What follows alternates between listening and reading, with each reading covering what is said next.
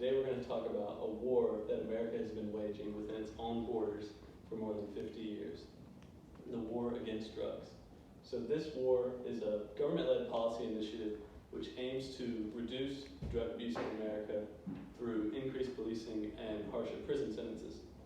And according to the Center for American Progress, since Richard Nixon's declaration of war in 1971, the country has spent an estimated $1 trillion in this effort. However, all the while, incarceration rates have skyrocketed, while drug abuse and death from overdose has continued to grow steadily as well.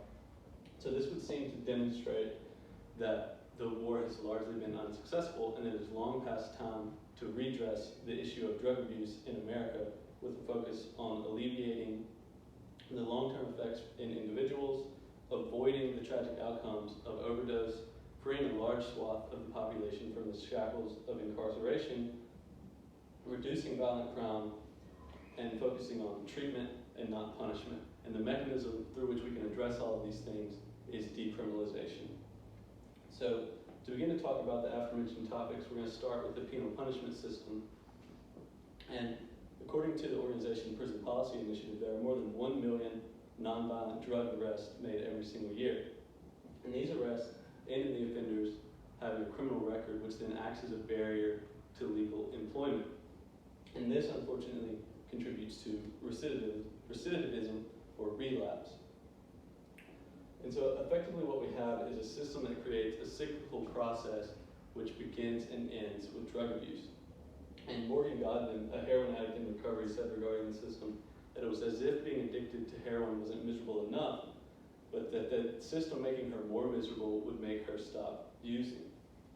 And so a system that takes misery and compounds it into more misery is not one that we can continue to idly accept. And decriminalization would allow us to remove this burden from American citizens and offer them a more hopeful future moving forward. However, the decriminalization of drugs does not address the reasons that led to their criminalization in the first place. Drug abuse is still harmful for individuals and to those communities which face high rates of addicted individuals. But this is where the conversation shifts from a conversation about negative rights, meaning the freedom from something, to a conversation about positive rights, the freedom to something. So along with decriminalization, the government would play a role in the manufacture and distribution of drugs, while also providing a safe and controlled environment within which to take these drugs. And the government playing this role would do a number of things. It would reduce the disease transmitted through the use of unclean needles. It would allow them to create a connection to those who struggle with addiction to therapeutic counseling. But perhaps most importantly, it would dramatically reduce overdose deaths through things like mislabeled drugs, tainted or laced drugs, and through having medical staff on hand in the case of emergency purposes. But the benefits of decriminalization do not end with the individual. The illicit drug market has a long and bloody history. Since disputes on this market cannot be solved through legal means, they're often solved through the use of violence. The decriminalization of drugs and the removal of this market would dramatically decrease the rate of crime in America, because rival organized crime groups would no longer have territories which they need to protect from one another. Individual consumers and sellers would not need to settle debts between one another. It would also help facilitate a dramatic decrease in police-involved violence, as these interactions frequently begin as a drug-related interaction. However, I don't want to paint the picture that this is just a well-intended policy gone wrong. This was an ill-intended policy from the beginning.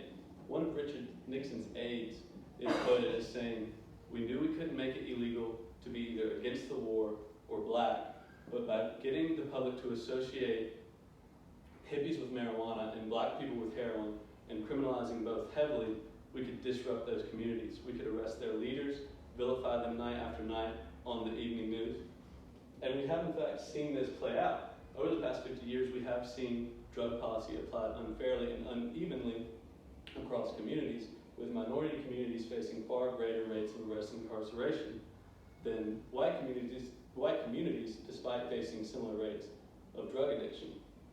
And so the decriminalization of drugs is not a cure-all for systematic racism, as it's only one.